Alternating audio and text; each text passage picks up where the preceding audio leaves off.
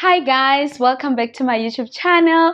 My name is Millicent Mataka, and in this video I'd like to take you guys through what was inside my bridal shower. Okay, so the reason why I decided to share with you guys is because I found it to be very insightful and very inspirational, and that's what my YouTube channel is about, or that's my vision for my channel basically, right? So yeah, I'm gonna share with you guys. I hope you're gonna love it. I hope you're gonna enjoy it. And if you are new on this channel, please do subscribe. We are on our way to 1,000 subscribers. Please do subscribe and enjoy it. The video was quite long and we decided to split it into different parts. This is the part 1 of the video, and we decided to pick one item from the program, which was Welcome to Marriage Life. So we're just gonna pick items from the program and upload maybe as a part 2 or part 3.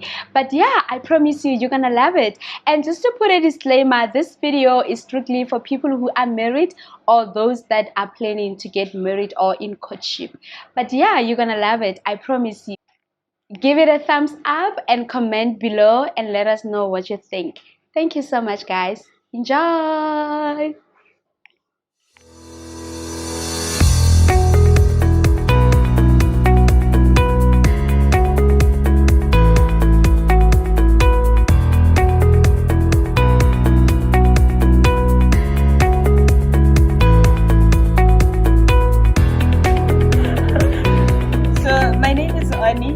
Like I said, I met Millicent through a business partner because she wanted to cover my story.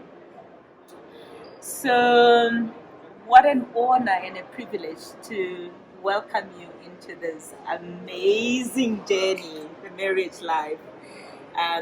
You are such a beautiful soul, and I've got no doubt that you're going to have an amazing marriage. So, I am married now for 21 years. I'm going for 22. Oh my, how many years? 21 years. Exactly 21 years, 7 months.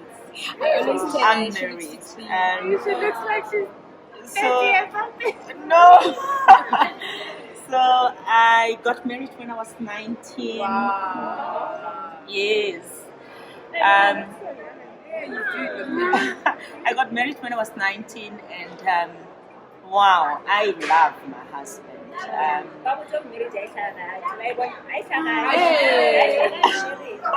Marriage. So if you would ask me to marry him again, I'll say yes. I think the more time I spend with him, the more I get to love him more. Not because he loves me, but the person he makes me become. I think he makes me grow. He makes me become better, and I think that's what marriage is all about. And yeah, I'm just gonna share with you to say, really, a flourishing marriage doesn't happen by chance. It happens by design. So you're gonna have to build your marriage. It doesn't just happen. You don't just wake up and suddenly you've got a flourishing marriage. You nurture it, you water it every day. And it's a journey, it's a process. And you just need to keep on working through all those little foxes before they rain your vineyard. So every day, you work on those foxes and you will conquer. First thing first, put God first in your marriage. Without God, you cannot do it. It is almost impossible. The devil doesn't like unity. So you're gonna have to keep the unity through God. So we say threefold cord is not easily broken. So it's you, it's God, your husband, and then you. So you must always remember that you can't do it alone. You must learn to depend on God's strength in your marriage and not depend on your human strength and your friends' knowledge. You're gonna have to depend on God. When you put God first in your marriage, it is bound to flourish. Challenges will come. Lot of challenges will come because that is the devil's plan. That is the little man's plan to actually break unity. And when challenges come, you will have covenant with God and you will conquer. So what we know is God is the same today, tomorrow, yesterday, and forever. So he doesn't change. So you can rely on him. But your friends are going to change. The advices that they're going to give you. No, it's better when you are looking for an advice, ask God. And he remains solid and steadfast. He doesn't falter. And he's always good, even when we are not.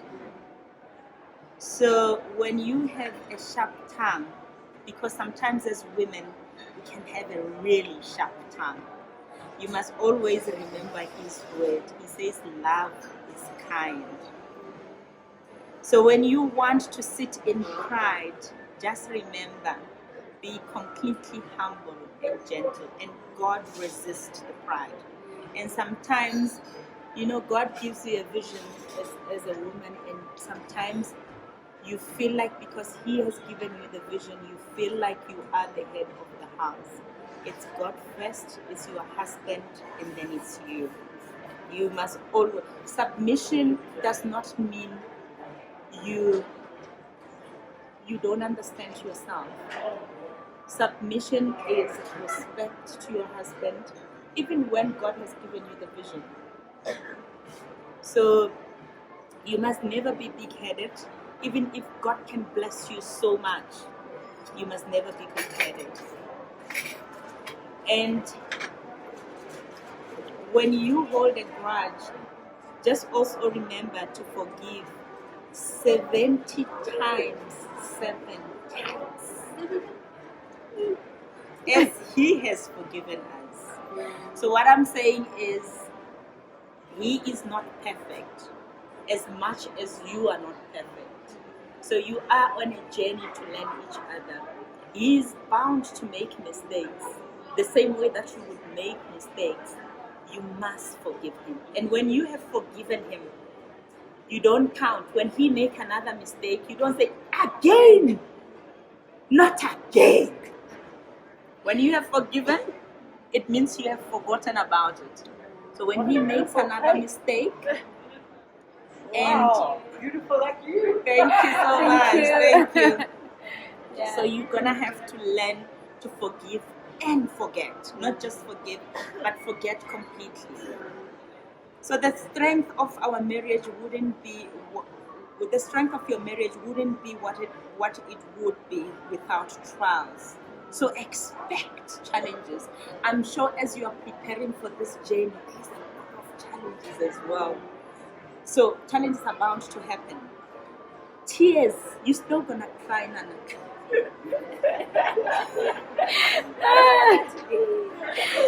You're still gonna cry. Tears are bound to be there. Hardships are gonna come. So when you marry someone, you're not just only marrying him, you're marrying his family, you're marrying everyone around him. So hardships are going to come. You're going to be challenged. You must be a woman of prayer. And be one another's rock. Because of the solid rock upon which you choose to stand on. When you stand on God, he strengthens you and you will become each other's rock. And lean on God at all times. All times. Number 2, honor and respect him. Honor and respect him. So as wives, we choose to honor our husband, not because we are weak, but because we are strong in faith. And that is our strength. You mustn't see it as when you are honoring your husband, your friends will tell you, oh no, I can never do that. That is actually your power. That's what is going to build your marriage.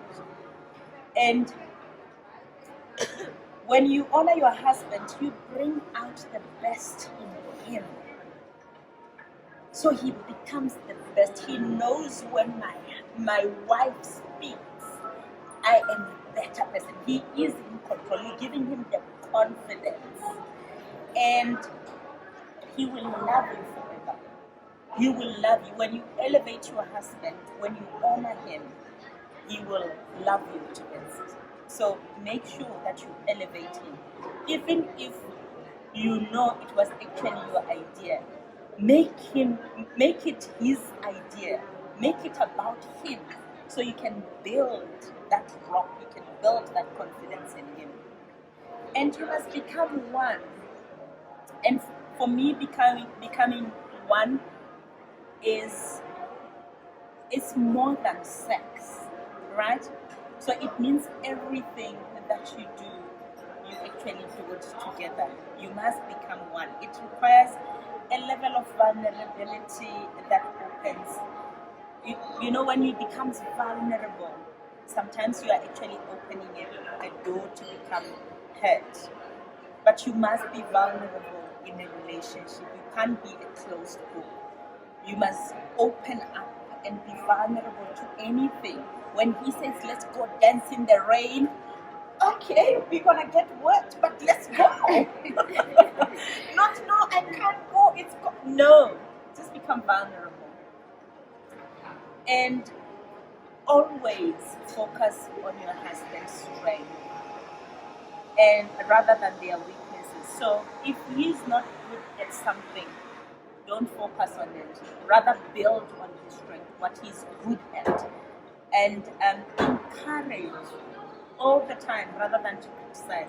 Oh no, you don't know how to do. Why do you do this? No, whatever he does best, encourage and encourage. Even if he didn't do what you liked, but he tried. So encourage him. When you teach him how to love you, he will do it best.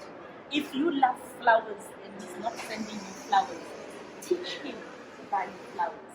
Don't sit there and say, he's not buying flowers. Other men are buying from your wife. He doesn't know, actually. So teach him how to love you. And I actually want something from what you these two beautiful girls. And please read them. There is power in reading, so not just audio. Gary Chapman, it is an amazing book. It's 5 love languages. It's going to teach you both. Please read it together. You can't read it and he's not in the picture. You must read it together because it teaches you both on what is it that you guys like in terms of what is your love language, right? Because we all communicate this love thing differently. Actually, maybe your love language is just receiving gifts. And when you get a partner that doesn't understand that you actually love gifts, then it's a problem. So it's actually better to read it together and talk about it. So other people's love language is just really spending time with them. Yeah, if you just spend, they just need your time, and that's all they need. So it's 5 different love languages, and you will pick your one. So it will communicate to you. Oh, I actually love this one. It's weird to have like all of them because I think they're all my love languages. Are you for real? Yeah. No, but there will be the ones that are really coming out stronger for you. So you will say, I can't compromise on this and that, but I think I can like do without. Yeah. Yes. But other people they really love gifts. Yeah. But other people they just want quality time with you.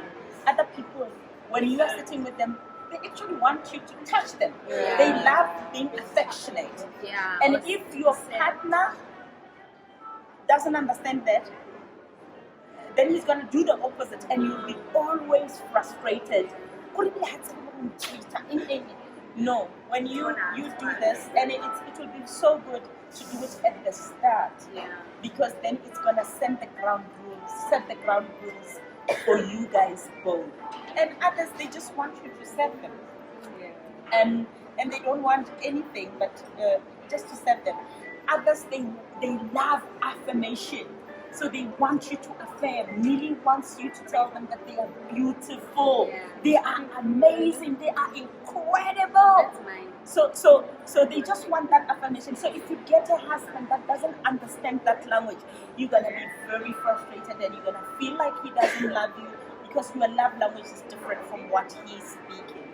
So please read this book together, do it together, talk about it. It's really going to help you a great deal.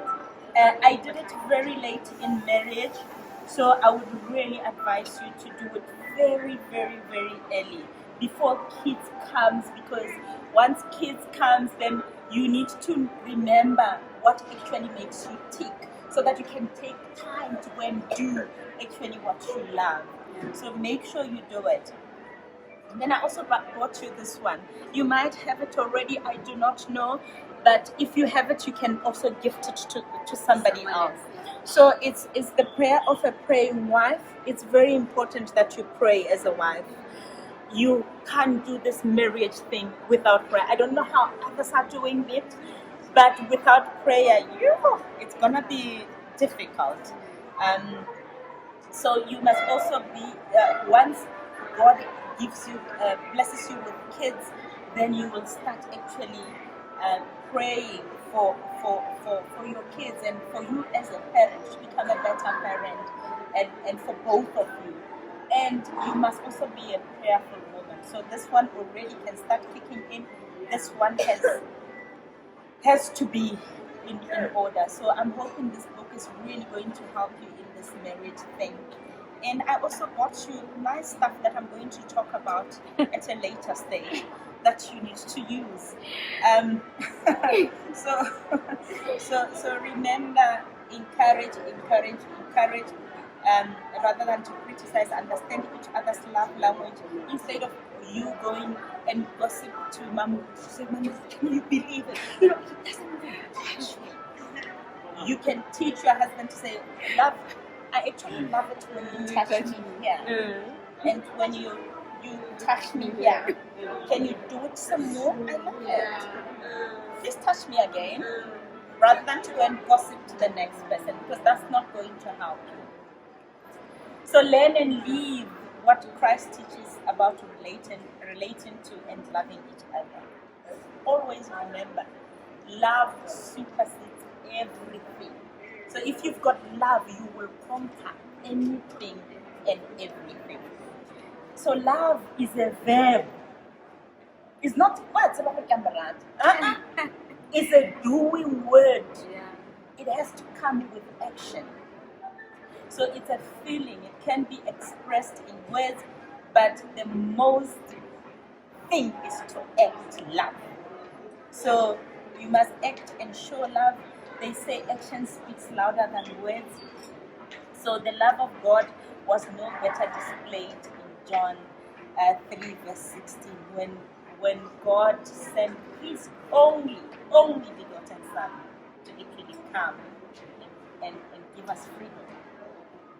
So you must always remember that, if God can sacrifice His only Son, so how much can I sacrifice in this marriage of mine? And number 3, you must choose kindness. Always. You know, kindness is contagious. When you choose kindness in your family, it's contagious. Everybody's going to be kind in your family. People will walk into your home and they say, "They are so kind." It starts with you as a wife. If you don't practice it, your husband will not know how to be kind. Your kids will not know how to be kind. So kindness is contagious. So it's always easy to choose kindness, honor, and respect, especially when you feel it's not always easy to choose it, especially when you feel like somebody is not loving you back. Especially now you're on a journey.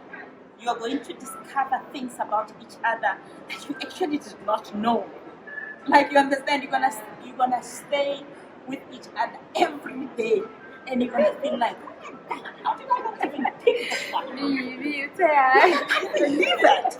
Like, you understand it? So, and when that happens, it's actually easy to not pick kindness. It's actually easy to not pick honor and to not pick respect. It's very easy. So just always put it at the front of mind to say, remember, it's about kindness, honor, and respect. Even if he does the things that I do not like, or even if he's still gonna hurt you, believe me. Yeah, it's normal. If you're thinking love is all that, it's all a bed of roses. No, it's just that God is going to take you from one level to the next level and to the next level, and He can only take you to the next level and the next level through challenges, through conflicts, through disagreements. That's how you grow. That's how He builds characters on both of you. So you're still gonna get hurt. I cannot believe it. Don't do it. He's gonna do it, and you're also gonna do the same for him. So you must always remember that the Bible. It's very biblical. Bible tells us that we need to honor our husbands, not only when we feel like, but at all times. It teaches us to honor and respect them. So on the book of 1 Peter 3, it says, wives, honor your husbands, so that even if some do not obey the word, they may be won without a word by the conduct of their wives. When they see your respectful and your pure conduct, they will change. So people don't change because you are talking to them about it. People change because of your actions. So when he sees you, he acted towards you with not kindness, but you actually respond with kindness. It's like, this one is a different breed. I didn't know actually. Then he's gonna learn. So we often have the power by God's grace to draw out the goodness in our husband when we respond with goodness. So, and with affirmation that you are amazing, then they laugh at when you say they are amazing. Oh my God, that is what I didn't think of it. Even though you had told him 3 months ago, and only now he's getting it. It's his idea. So like, yo, I didn't think of that. Yeah, wow. Like, yes, you must. Yeah.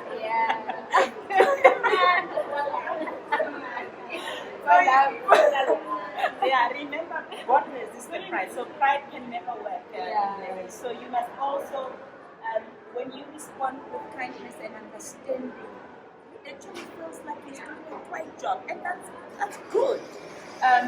So number 4, you must never compare your marriage with anybody's marriage. This cross is yours. Period. Jesus Christ carried his. We all have got our own cross that we need to carry. It's your path, and no one can walk it for you. If that side they shower them with gifts, it's okay. Come on, shower getting gifts. You just spend time with each other, and it's okay. You understand? So you can't go, yo, oh, we are not going. Yo, it's happening. Come on, make it color. Come on, make it color.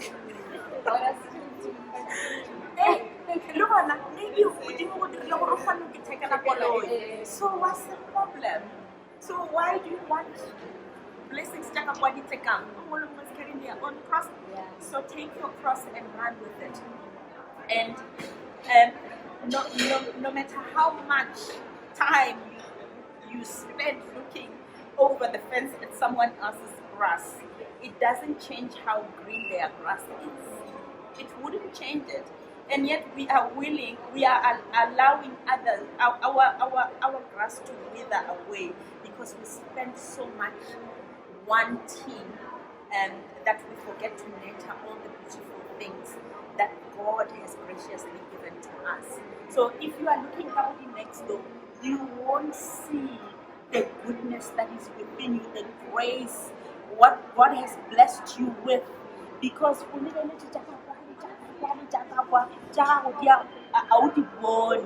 and whereas other people, they're actually looking at yours and they admiring it, but you just actually not seeing it yourself. So nurture your marriage, Nana, and water your grass daily. And how do you water your grass? Remember, with love, with kindness, with submission, with honor, and with respect every day. So the next one is communication. This one, you're going to have to learn it. And handling of conflicts. You're going to have to learn it as quickly as possible. So never go to sleep without sorting out problems. And I know it's easier said than done. But always remember, God wants us to forgive. And you can't go, what if tomorrow is not promised, right? So what if you don't wake up tomorrow and you get to heaven and God says, hey, you did not solve that problem.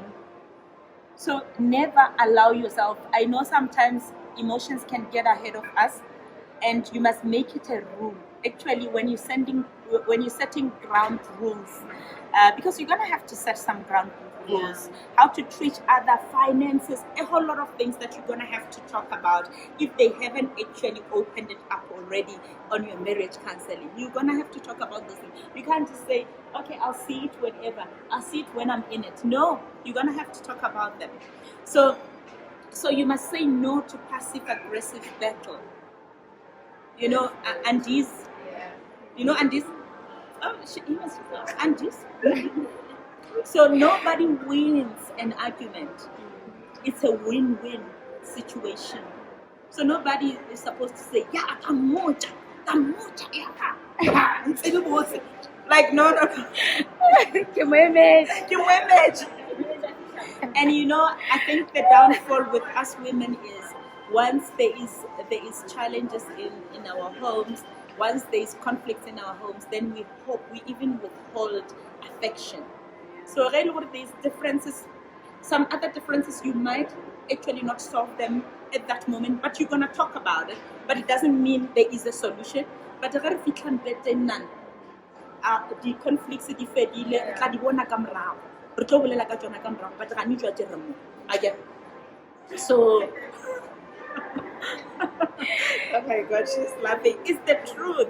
So don't withhold your affection. Don't turn a cold shoulder. Okay.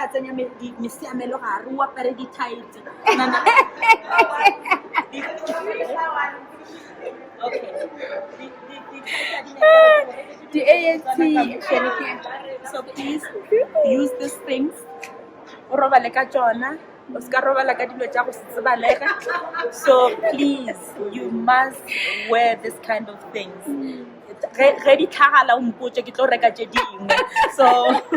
So please don't wear things that is not required in the bedroom. So yeah, just always remember that when you forgive, you stop feeling angry. You do what is required in the bedroom, and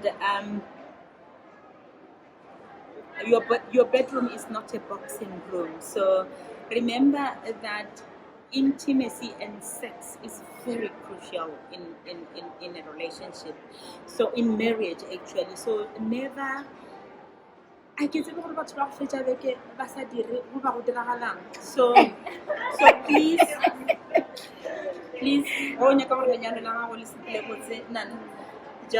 just be intimate. Just that's why I get it. So, but believe you me, guys, this is marriage. It does happen. So we must never allow it to happen. So I'm just warning you to say, if you notice it and you if not actually charge. If it's not actually charge. So sex will bond you guys together. It's a union. It's very important. And so I also just want to say, for me, sexual sex and intimacy, that's why I said sex and intimacy. It's two different things. So you're gonna have to play both, because intimacy is you might actually, especially you know, you've never been comfortable. So intimacy for me is you need to learn to love yourself first and to love your body. The things that you're not comfortable with in your body, you're gonna have to be comfortable with it, and play with your body and teach your husband to actually touch you where it matters, because we all tickle differently. So you're gonna have to find your hot spots and teach him to touch the right spots. Uskaba shy. Go rata ka mokgwa go touchang ka bone motho o re ka nna mo yes I like it, that's actually nice, yeah, touch me some more, or go sasa o re a re di ntlela mabala, like Yeah. so don't be shy, you must be intimate. It's kind of sex, like yes. Yeah. So please, uska bodia posho. And I want you to go and read the scripture, 1 Corinthians 7, verse 3 to 5, where actually Paul talks to husbands and wives, and he says we as spouses we need to learn to satisfy each other's needs. So your body is not your body, is his, and his is yours. You understand? Le wena o tseba go touch a guy yang a ska ilo touchiwa ka ntle ga re ndira so modire ke ka mogara ka gona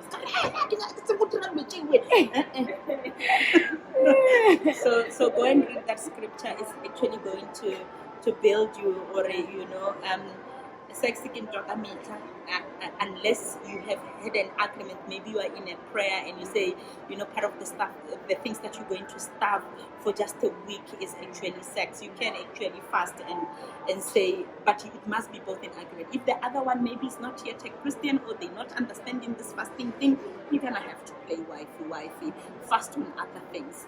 It has to be an agreement. And lastly, I'm just gonna leave you with a scripture, Proverbs 14 verse 1.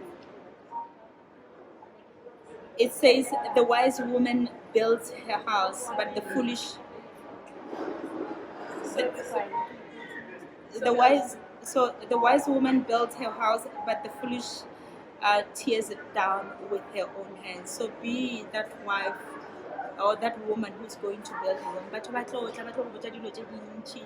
when you and God are the majority. So it doesn't matter who says what. When I listen to God, learn to listen to God. And the Bible calls a wife and a mother to be a manager of her household on behalf of her head, which is your husband, and for this and for the sake of your children as well. And how you're going to do it, it's entirely up to you. But the Bible tells you that a good woman or a good wife actually builds their own marriage. So you apply wisdom to build up your house, and your family will prosper. Your husband will make sure that your husband is respected wherever he goes. Don't talk about your husband's weaknesses. No. In your eyes, Joe is your hero. In your kids, Joe must be their Superman. Like, you understand? So he must be your hero. He must be respected. If you respect your husband, it's because of you. How do they know? So he must be respected wherever he goes. And you must step up and honor him at all times. But when what you need to keep at the front of mind, you must honor him and respect him and elevate him, and he will love you. And welcome and welcome and welcome. It is such a beautiful thing to be married. So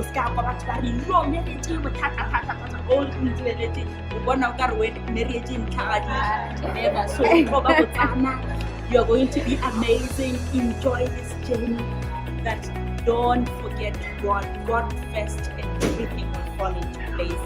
Yeah, Lebora, thank you so much, and I wish you all of the best. Yeah, teacher Manuel, I'm so happy. Thank you so much, Waka.